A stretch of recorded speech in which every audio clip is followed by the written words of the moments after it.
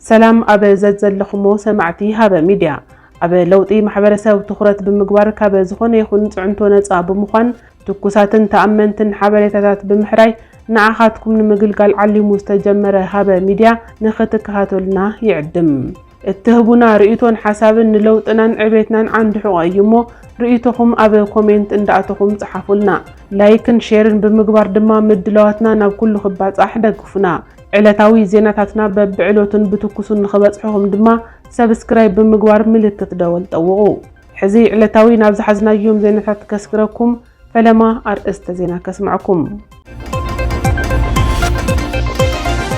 زخري كالأي عامت متنات هزب تقراي مغنيات بمقبار كاربعة كساو شدشت حدار أب ملا علم سلف تقامو كايديو تابحيلو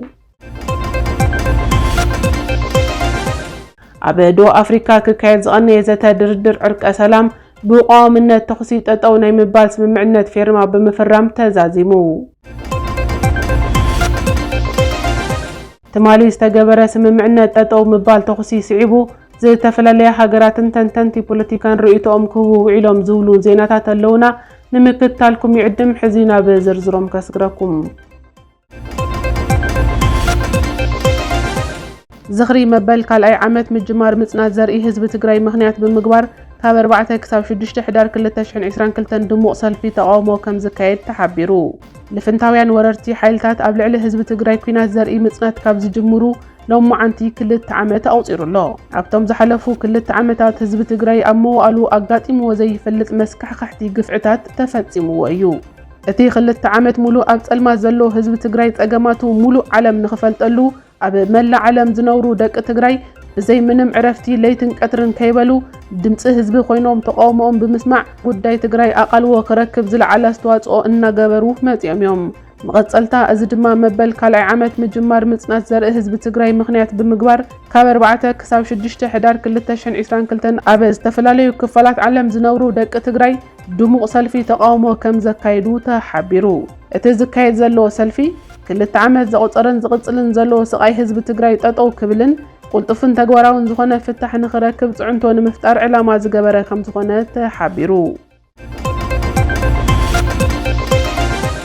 ኣብ ዶ ኣፍሪካ ክካየድ ዝቐነየ ዘተ ድርድር ዕርቀ ሰላም ተወከልቲ መንግስቲ ብልጽግናን ኣመራርሓ ሕወሓትን ብቃውምነት ተኽሲ ጠጠው ናይ ምባል ስምምዕነት ብምፍርራም ተዛዚሙ እቲ ካብ ዝሓለፈ 25 ጥቅምቲ ክሳብ 2 ሕዳር 2022 በኣደራዳርነት ዶ ኣፍሪካ ኣብ መንጎ መንግስቲ ብልጽግናን ኣመራርሓ ሕወሓትን ኣብ ርእሰ ከተማ ፕሪቶሪያ ክካየድ ዝጸንሐ ዘተ ድርድር ዕርቀ ሰላም ትማሊ ረውዕ ቋሚ ተኽሲ ጠጠው ንኸብሉ ከም ዝተሰማምዑ ፍሉይ ልኡኽ ሕብረት ኣፍሪካን ነበር ፕሬዝደንት ናይጀርያ ኦሉሴጉን ኦባሳንጆ ኣብ ዝሃቦ ጋዜጣዊ መግለጺ ኣፍሊጦም እቲ ሰነድ ስምምዕነት 12 ነጥብታት ዝሓዘ ኮይኑ ብቋምነት ተኽሲ ጠጠው ምባል بقلطف سوأوي حجزات مبصح عدكي مفتاح سراوي تجراي مسرتاوي أجلجلوتات بقلطف مجمار زولون كالوت نتوتات زكاة تسمم عنت كم استفرارمو عبا زوج أو حبراو مجلسي تحبرو عبتي مدرخ توكلتي كلت يوم حيلتات أي تجيتات شوردان أي تريدوان حسين زرباز اسمعوا خينهم كلت عمل زوج أرى خينات ما عليا زي بلو قفعتات أجماتن كم زسعبن بمجلس እቲ ተፈሪሙ ዘሎ ሰነድ ስምምዕነት ብቁልጡፍ ተግባራዊ ንኽኸውን ደገፍ እቶም ኣደራደርቲ ኣካላትን ማሕበረሰብ ዓለምን ከም ዝጠልብ ኣረዲኦም ፍሉይ ልኡኽ ሕብረት ኣፍሪካን ነበር ፕሬዝዳንት ናይጀርያ ኦሉሴጉን ኦባሳንጆ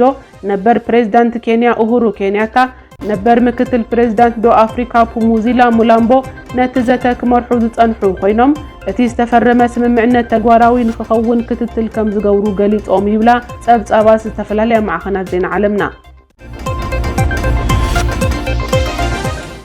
ኣብ ዶ ኣፍሪካ ክካየድ ዝቐነየ ዘተ ድርድር ዕርቀ ሰላም ክልቲኦም ሓይልታት ኣብ ስምምዕነት ምብጽሖም ዝነኣድ እኳ እንተኾነ ኣብ ግልጽነትን ትሕዝቶን እቲ ሰነድ ግን ስግኣት ከም ዘለዎም ፍሉጣት ተንተንቲ ፖለቲካዊ ኩናት ትግራይ ገሊጾም ኩናት ትግራይ ብሰላማዊ መንገዲ ንምፍታሕ ዕላማ ብምግባር ኣብ ዶ ኣፍሪካ ክካየድ ዝቐነየ ዘተ ድርድር ዕርቀ ሰላም ክልቲኦም ወገናት ተኽሲ ጠጠው ከብሉ ኣብ ስምምዕነት በጺሖም እዮም እቲ ስምምዕነት መሰረት ብምግባር ድማ ዝተፈላለዩ ሃገራትን ተንተንቲ ፖለቲካን ርእይቶኦም ኣብ መሃብ ይርከቡ ኩናት ትግራይ መልኪቱ ፖለቲካዊ ትንተና ብምሃብ ዝፍለጥ ተንታኒ ፖለቲካ ማርቲን ፕላውት نتي سممعنت تملكتو أب تويتر قصو أب زسفرو صحف حزي تغيرو زلو سممعنت قدماي بركي سممعنت سلازخونه قصيلو زمص ጉዳይና ፈጻጽሞን ክንጽበይ ግባእ ብምባል ነቲ ጉዳይ ምስ ኣብ መንጎ ኢትዮጵያን ኤርትራን ዝተገበረ ስምምዕነት አልጀርስ ብምምስሳል ጽሒፉ ተንታኒ ፖለቲካ ፕሮፌሰር ሸትል ትሮንቭል በወገኑ ክልቲኦም ወገናት ስምምዕነት ምፍጻሞም ከም ዘሐገሶ ብምግላጽ ኣብቲ ስምምዕነት ግን ንጹርነት ከም ዘይብሉን ብዛዕባ ጉዳይ ምዕራብ ትግራይ ምውጻእ ሰራዊት ኤርትራ ጉዳይ ተሓታትነትን ከም እውን ውሕስነት ህዝቢ ትግራይ ከይተረጋገጸ ሰራዊት ትግራይ ዕጥቁ ክፈትሕ ምስ ስምምዖም ዘለዎ ስጋትን ሻቁለትን ገሊጹ ስለዝኾነ ድማ ይብል ትሮንቭል ነዚ ተኻሳሓይ ጉዳይ ንምፍታሕ ሕብረት ኣፍሪካ ሕብረት ኣውሮፓ ኣሜሪካ ቤት ፍርዲ ዓለም ለኸ ገበነኛታትን ጥቡቅ ክትትል ክገብራሉ ከም ዝግባእ ኣብ ትዊተር ገጹ ኣብ ዘውጽኦ ሓበሬታ ገሊጹ